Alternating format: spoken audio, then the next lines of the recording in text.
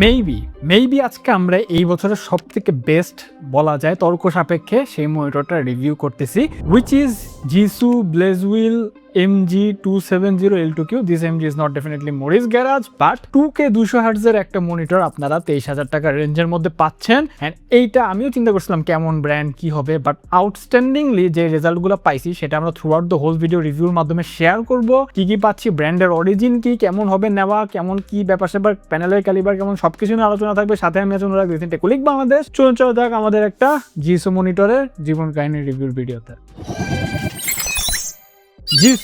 Jisu নাম শুনলে প্রথমে ভাবে যে ভাই এটা কোন ব্র্যান্ড, এটা নতুন শুনতেছি, কেমন এমন সব মনিটরের ব্র্যান্ড ঢুকতেছে, কোনটা ভালো মন্দ। বাট এইটার একটা এক্সাইটিং অরিজিন স্টোরি আছে। জিসু হচ্ছে মেইনলি শেনজেন স্পিড, রন্ডা বা ইন্টেলিজেন্ট টেকনোলজির একটা হচ্ছে গিয়া ব্র্যান্ড, যেটা যারা হচ্ছে আগে নানা রকম ব্র্যান্ডের জন্য ওইএম করে নানা রকমের কম্পোনেন্ট কালেক্ট করে মনিটর বানায় দিত। বাট এখন ওরা নিজেরাই মনিটরটা বানাচ্ছে। এন্ড সব থেকে সারপ্রাইজিং ব্যাপার যেটা, কুরুই মনিটর যেটা আসে না, যেটা এখন বিশাল হাইপে আছে, কুরুই যে ফ্যাক্টরি থেকে হয়, দিস জিসু comes from the same factory, same HKC হচ্ছে প্যানেল বানায় দেয়, সেম একটা হচ্ছে কুরুইকে দেয়, একটা হচ্ছে জিসুকে দেয়, এবং অনেকগুলো সিমিলারিটিস এই মনিটরের মধ্যে আমি সেরকমটা পাইছি। সেটা নিয়ে হচ্ছে আমরা কথাবার্তা বলবো। সো কুরুই কিন্তু ডেলিভারিটলি কিন্তু এমনি ভালো করতেছে মার্কেটে, তার উপর এখন জিসু আসছে। তো এক্সাক্ট কপিক্যাট প্যানেল নিয়ে কেমন কি করতেছে সেটা নিয়ে কথাবার্তা হবে। প্রথমে ডিজাইন কোয়ালিটি নিয়ে এবং বিল্ড কোয়ালিটি নিয়ে কথাবার্তা বলি। এই বিল্ড কোয়ালিটিটা একদম পুরোটাই প্লাস্টিকের, এবং সব থেকে মজার ব্যাপার হচ্ছে সামনে যে আপনারা চিন এরিয়াটা দেখতেছেন, এটা একদম এক্সাক্ট কুরুইয়ের মতো দেখতে। কুরুইয়ের এরকম থাকে এবং মাঝখানে একই স্টাইলে লোগোটা দেওয়া থাকে, আপনারা চাইলে দেখে নিতে পারেন। পিছনে একটা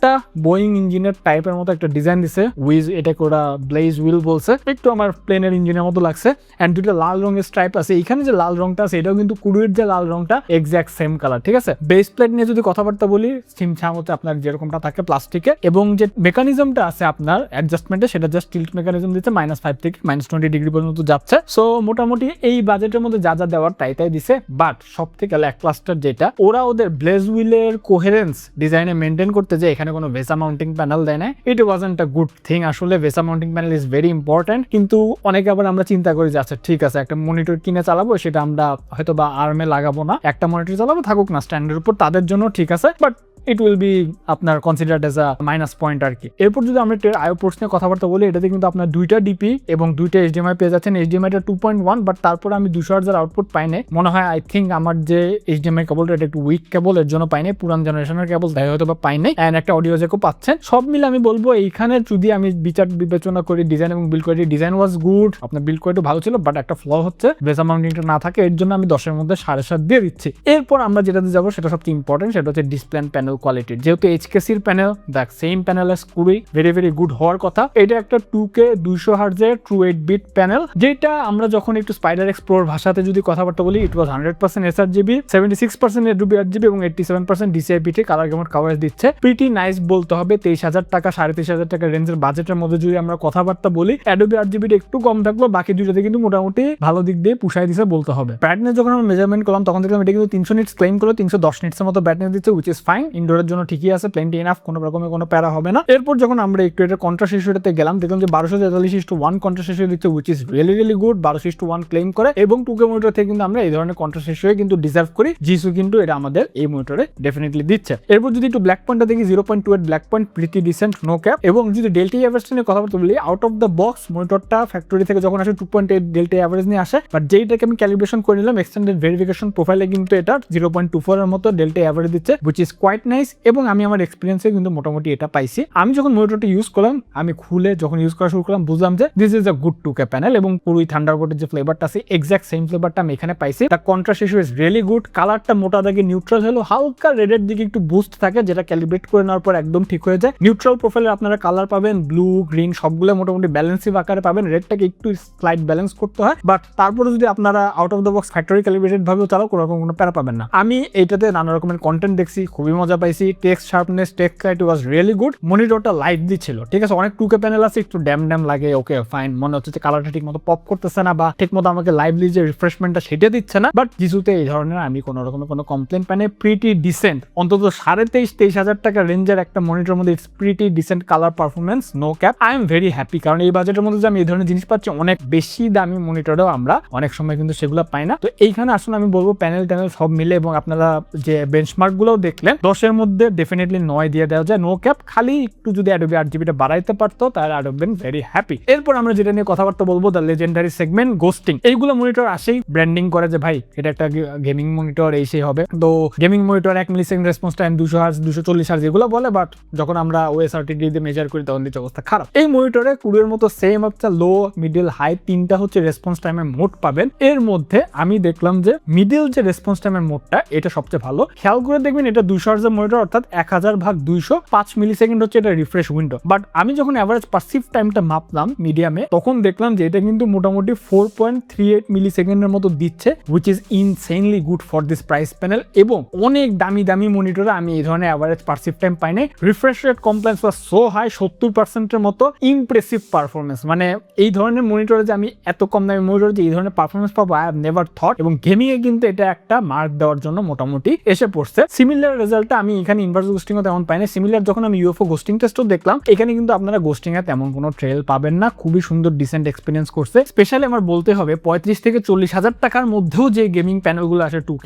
সেগুলো কিন্তু রেসপন্স টাইমের ক্ষেত্রে এই ধরনের পারফরমেন্স আমাকে দেখাতে পারে নাই। তো ডেফিনেটলি জিসো পাগলা হয়ে গেছে যে ওকে ফাইন, আমরা প্রথমে একটা মনিটর নামাবো, সেটা দিয়েই উপায় দেওয়ার ট্রাই করবো। এইখানে যদি একটু ইনপুট ল্যাটেন্সি নিয়েও কথাবার্তা বলি, মোটামুটি কিন্তু 2.9 মিলিসেকেন্ডের মধ্যে ইনপুট ল্যাটেন্সি পাইছি, হুইচ ইজ কোয়াইট নাইস। এবং এটি আমরা ডিজার্ভ করি, এটি আমরা এখান থেকে পাইছি। সবকিছু বিচার বিবেচনা করে ডেফিনেটলি এখানে আমি মনিটরটাকে 10-এর মধ্যে 9.5 দিয়ে দেবো। গোস্টিং পারফরমেন্সের ক্ষেত্রে অন্তত যারা গেমিং করবেন তারা একটা ডেফিনেটলি সুন্দর একটা এক্সপিরিয়েন্স পাবেন এই মনিটর থেকে। এবং this monitor is fast enough to not show any sort of weird ghosting বা আর্টিফ্যাক্ট যেগুলো আছে। এরপর যদি একটু ব্লিডিং এর ক্ষেত্রে আমরা মুভ অন করি, HKCD প্যানেলে আমি 20 তো দেখছিলাম হালকা পাতলা একটু ব্লিড থাকে। এখানেও দেখলাম যে উপরে একটু দুই পাশে এবং নিচের দিকে কিন্তু হালকা হালকা ব্লিড আছে, যেটা কিন্তু মোটামুটি অন্ধকার রুমে দেখা যায়। তো এখানে একটু ডেফিনেটলি কাজ করার জায়গা থাকলে ভালো হতো। বাট তারপরেও যদি আপনারা বাজেটটা দেখেন সেই অনুযায়ী এইটুকু আসলে আপনার ছাড় দিয়ে মেনে নিতেই হবে, কারণ IPS প্যানেলে গ্লো অ্যান্ড ব্লিডের ব্যাপারটা থাকবে। এখানে আমরা এটাই পাচ্ছি। তো 10-এর মধ্যে 8 দিয়ে দিচ্ছি। যদি দামটা মনিটর আরো বেশি নিত তাহলে একটু কম দিতাম, বাট দাম দিয়েও আমার একটু বিবেচনা করতে হবে। জিনিসপাতি আসলে রিভিউ করা এখন কঠিন হয়ে গেছে। লাস্টে থেকে OSD ব্যাপারটা এই মনিটরে আরেকটা খারাপ কাজ করছে,